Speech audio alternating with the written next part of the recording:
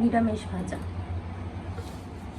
Pan বসিয়ে দিব, তেল দিব, সামান্য পরিমাণ কালো জিরা দিব, কাঁচামরিচ,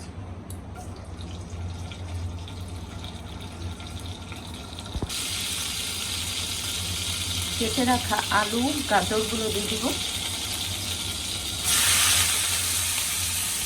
সামান্য হলুদের গুঁড়ো,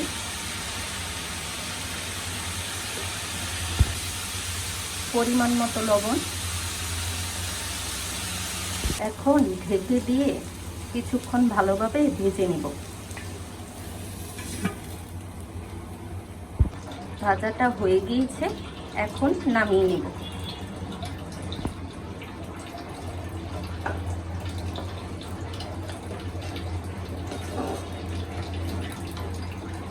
হয়ে গেল নিরামিষ আলু গাজরের ভাজা।